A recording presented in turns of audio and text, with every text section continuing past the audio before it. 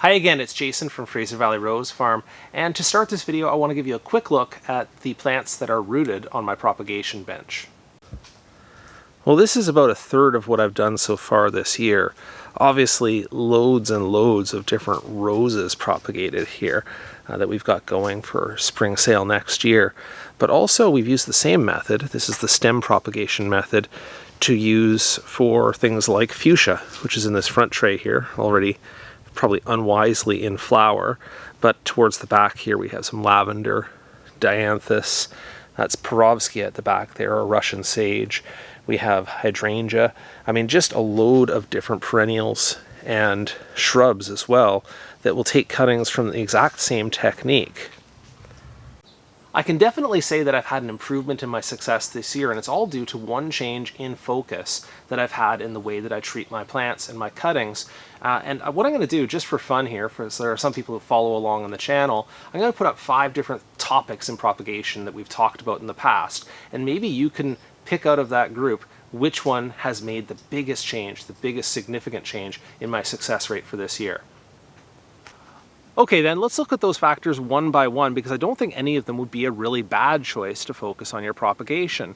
Let's look at bottom heat. Does it make a difference? It actually can, especially in those, I call them the shoulder seasons, early spring or later in fall, when you don't have the overnight temperatures that you'd like for your propagation. Adding some bottom heat can both increase your rate of success and also definitely the speed of your rooting. So not a bad thing to focus on, but it isn't something I implement all the time. The second one I had on the list was about timed mist, and really your choices in propagation are either timed mist or humidity domes or humidity tents, and between those two I actually use both, and I don't find a lot of difference between them. A finely tuned in timed mist is great. It gives you lots of air circulation around the cuttings.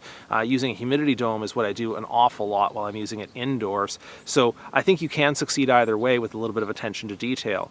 Third thing I had on the list was about rooting hormones and fine-tuning your choice and concentration of rooting hormones, and I find it does make a little bit of difference depending on the plant that you're propagating, whether you go for a very weak concentration or go for a stronger concentration, and you can certainly find guidance about that online. But again, I haven't found a whole bunch of difference between one brand of rooting powder or another, or whether you're applying it as a liquid or a gel or a powder. Hasn't made a lot of difference to my rooting success. You definitely could do for a look in your potting soil, but honestly what I've found about using different kinds of potting soils or propagation mixes is that whatever you're using, you're going to have to fine-tune your watering or your misting to sort of match the soil a little bit. So I've actually changed my propagation soil 3 times within the last 3 years, just really going with the potting soil I'm using for my general potting, and I've been able to adapt my watering either way. So I don't think, as long as you're not using something that is like dirt from the ground, that is that has a lot of biological activity, if you're using something that is, call it relatively sterile, then you'll probably have decent success if you manage the watering around it. So the one thing that I have fine-tuned this year, and maybe you guessed it from where I'm standing, I haven't focused on the propagation room itself. I've focused on the mother plants and their condition before I take the cuttings.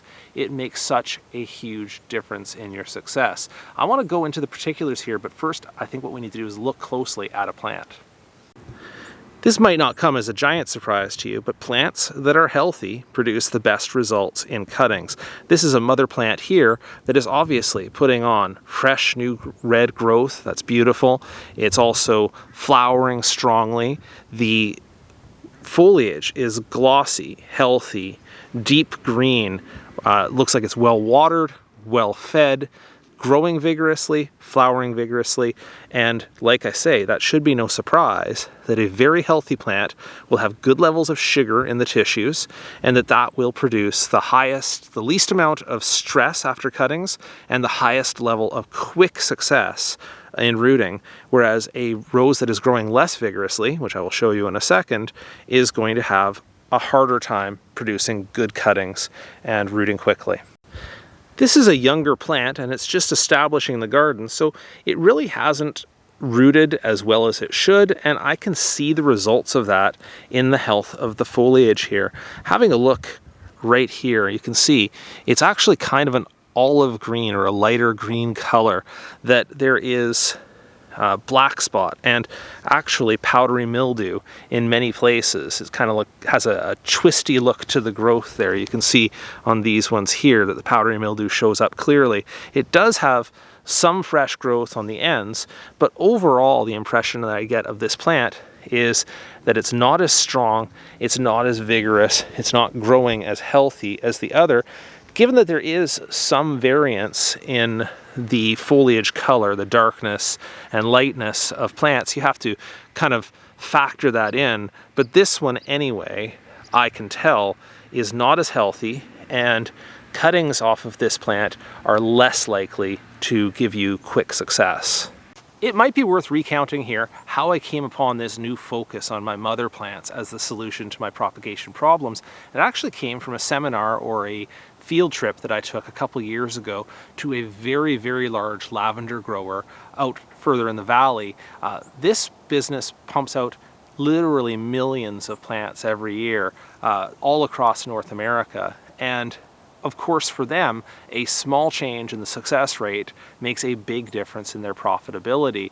And what I found in going there, and what they talked about constantly, was the condition of their mother plants. They talked about feeding it. They talked about having the right nutrient mix, of course, and having the right amount of sunshine, and what time of day they would take those cuttings. Apparently, taking the cuttings earlier in the morning means that there's more sugar in the stem as opposed to later in the day. And in fact, they were so obsessed with this idea of how much sugar or energy was in the stem that they actually took up having a refractometer, which is like a little gadget that can determine how much sugar is in the sap of the plants. They'd be going around crushing the stems of their lavender, trying to find out how much sugar was in that stem. And they found that correlated very closely with the success rate on their cuttings. And seeing them focus so hard on that made me think back on my own thing. Are there times when my roses are stressed for water? Of course. Are there times when they have less nutrients than they would want? Yes, absolutely. And in fact, what I've said before in other videos about roses in the landscape is to kind of keep your nutrients on the low side and keep, the minimum amount necessary to grow a healthy plant, and then you can bump up from there as needed to get the performance that you want in the garden.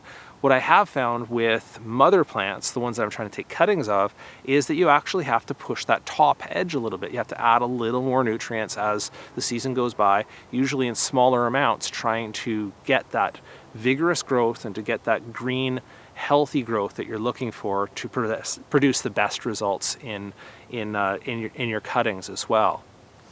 So that's how I come to, in this video, not be talking about the conditions in the propagation room and how you take your cuttings and all those methods and techniques, which of course are all important, but rather be talking about the mother plants and managing those mother plants earlier in the season so that you have better quality later on. One of the things you can do is start with a pruning for branching. Really focus on getting the pruning down low and pushing it with fertilizer and water so that you end up with lots of branches on those mother plants, and that gives you lots of opportunities for later cuttings. It also means taking special attention to any kind of diseases that you see cropping up, stripping leaves of black spot or powdery mildew on roses, but certainly any diseases you see on any plants, you should be removing those leaves and attending to it, to the quality of it early on. It does mean keeping up on your watering and committing to do so in the weeks prior to the cutting, and it does mean pushing it with fertilizer. And what I mean by this is just start looking with a different set of eyes at your plants and looking for the kind of green that you think looks healthy. You're looking for healthy foliage, lots of new growth. You're looking for lots of flowering on roses, is not a bad sign. And you're looking for that tone of green that indicates on that variety that the plant is growing well and has everything that it needs. Being careful, of course, not to tip over into over-fertilization where you're going to see browned edges of leaves and really stressed out looking plants, and a kind of a green that looks unnatural in the plant too. I know this is very fuzzy logic that I'm talking about here, but trust me, it does come with experience that you will see when you've hit the right level of fertilization and water, and that the plant looks healthy and happy for your propagation. All right, that's all I had for you today. I hope that helps out, and if you have any questions about this, please drop those into the questions below the video. I'll see what I can do to help.